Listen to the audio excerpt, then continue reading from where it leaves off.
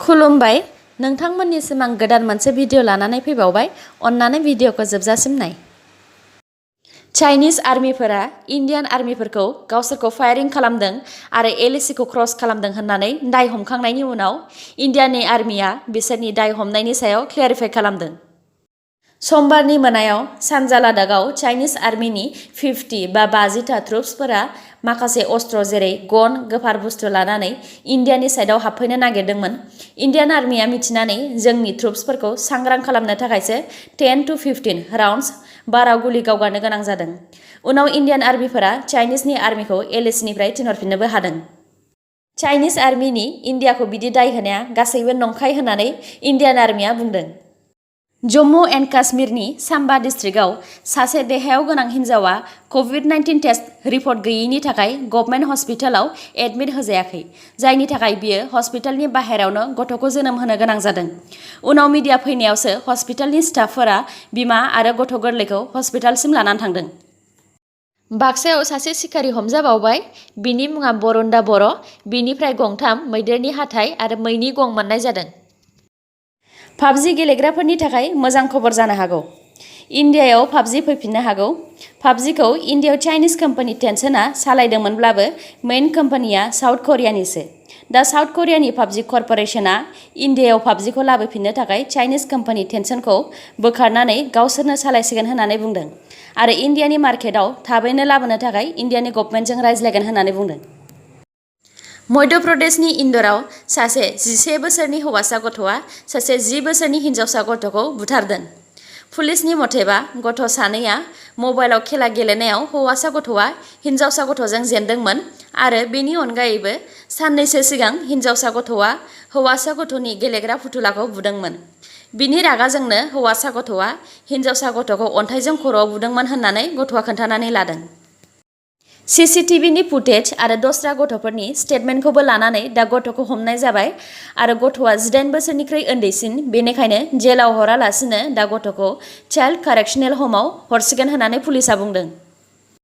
रासियायाव बानायनाय COVID-19 vaccine Sputnik 5खौ रासियायाव पाब्लिकफोरा बाहायनो हानाय जाबाय आरो थाबैनो बेनि साप्लाइखौ पाब्लिकफोरनिसिम सौहैसिगोन होननानै रासियानि हेल्थ मिनिस्ट्रिया बुंथिदों। इन्डियान गभर्नमेन्टनो रासियानि स्पुटनिक 5 फेज 3नि ट्रायलखौ सिगांनो अफार होखादोंमोन। दा इन्डियाया बेखौ एक्सेप्ट खालामनो हागौ आरो रासियानि स्पुटनिक 5नि प्रडाक्शनखौ इन्डियायावबो खालामनो हागौ होननानै नीति आयगनि मेम्बार डक्टर V.K. पलआ बुंदों। नारकटिक्स कन्ट्रल ब्युर' (NCB) आ सानथाम इनभेस्टिगेशन एबा सोंनाय लानायनि उनाव रिया चक्रवर्तीखौ मैया ड्राग्स जानाय आरो एरेन्ज खालामनानै होनायनि दायाव एरेस्ट खालामबाय। NCBनि सोंनायाव रिया चक्रवर्तीया गावनो ड्राग्स लायोमोन आरो सुशांत सिंह राजपुतनोबो गावनो ड्राग्स होयोमोन होननानै सिखार जादों। दा रिया चक्रवर्तीखौ 14 डेजनि थाखाय जुडिशियेल कास्टडी एबा सोंनाय फिननाय लानो थाखाय फाथायहरनाय जाबाय। थांनाय सप्तासे सिगांबो बिनिनो फंबाय शौविक चक्रवर्तीखौ ड्राग्स लानायनि दायाव एरेस्ट खालामखांबाय। नेशनेल इनभेस्टिगेशन एजेन्सि (NIA) आ वेस्ट बेंगल मालदानिफ्राय सानै मानसिखौ नकल फैसा बानायनाय आरो इन्डियानि आलदा आलदा जायगायाव गोसारहोनायनि दायाव हमदों। बे सानैनि मुङा फाकिरुल शेख आरो हाबिबुर रहमान। बे नकल फैसाखौ बिसोर सानैया बांलादेशनिफ्राय लाबोनानै इन्डियायाव बाहायफैयोमोन। दा बिसोर सानैखौबो बोसोरब्रैनि थाखाय जेल जानायनि साजा होनाय जाबाय। अरुणाचल प्रदेशनिफ्राय दाखालि 7 गामिनि मानसिफोरखौ चाइनिज आर्मिफोरा किडनेप खालामनानै लानानै थांदोंमोन। सिगां चाइनिजनि आर्मिया 7खौ गावसिनियावनो दं होननानै सिखार जायाखैमोन। दा चाइनिजनि आर्मिफोरा गोमानाय 7खौबो गावसोरनियावनो दं होननानै इन्डियान आर्मिनो कनफार्म खालामबाय।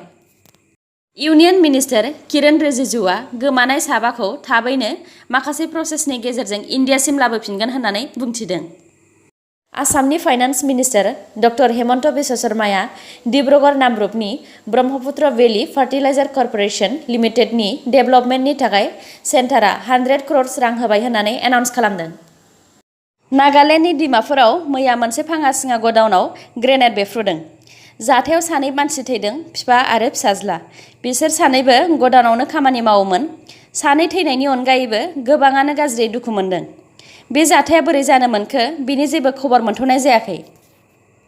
सनु सुदआ आरो खेबसेबाव मददनि थाखाय ओंखारबोदों। बे बाराव गुवाहाटीनि ब्रेन टिउमार गोनां गुड्डी मुंनि सासे हिन्जावखौ ब्रेन टिउमार अपारेशन खालामनायाव मदद होदों। अपारेशन खालामजानो फैसा गैयिनि थाखाय सनु सुदनाव मदद बिहरदोंमोन। बेनि उनावनो सनु सुदआ टुइटारनि गेजेरजों डक्टर्सफोरखौ गोनांथि जानाय पेशेन्टफोरखौ मदद खालामनो थाखाय रिक्वेस्ट खालामदोंमोन आरो बे टुइटारनि गेजेरजोंनो हारियानानि सासे डक्टर आश्विनी कुमारा गुवाहाटीनि गुड्डीनि ब्रेन अपारेशनखौ खालामनानै होनो थाखाय आवगायबोयो। लोगोसे मोनफ्रोमबो मासावनो मोनसे फ्रि अपारेशन खालामनानै होगोन होननानै खोथा होयो। सनु सुदआ गुवाहाटीनि गुड्डीनि गासै थांनाय फैनायनि एरेन्जमेन्टखौ खालामनानै होयो आरो दा मिथिनाय बायदिब्ला गुड्डीनि अपारेशना मोजाङैनो जाफुंसारबाय। तामिलनाडुनि सासे NEETनि स्टुडेन्टआ एडमिट कार्ड मोनियाव एग्जाम होनो मोनिनि थाखाय सुइसाइड खालामदों। नेशनेल स्टुडेन्टस इउनियन अफ इन्डियाया नेशनेल टेस्टिं एजेन्सि जाय NEETनि एग्जामखौ सामलायो बेनि डाइरेक्टर जेनेरेलनि एगेन्स्टै कमप्लेन खालामबाय। भिडिअखौ जोबजासिम नायलांदो आरो नोंथांमोना दासिमबो आंनि चेनेलखौ साबस्क्राइब खालामाखैबा अन्नानै साबस्क्राइब खालामनानै लादो लोगोसे बेल आइकनखौ क्लिक खालामदो जाहाथे गोदान गोदान भिडिअ लानानै आं नोंथांमोननिसिम फैनो हायो। जोबनायाव दङ भारत आरो आसामनि कर'नानि आपडेट। इन्डियायाव दासिम 43,63,843 नि देहायाव कर'ना पजिटिभ मोनबाय। थैनाया गासै 73,894। हामनाया गासै 33,93,583। आसामाव दासिम 1,30,823 नि देहायाव कर'ना पजिटिभ मोनबाय। हामनाया गासै 1,01,239। दासिम 29,203 नि देहायाव कर'ना एक्टिभ जानानै दङ। थैनाया गासै 378 जन।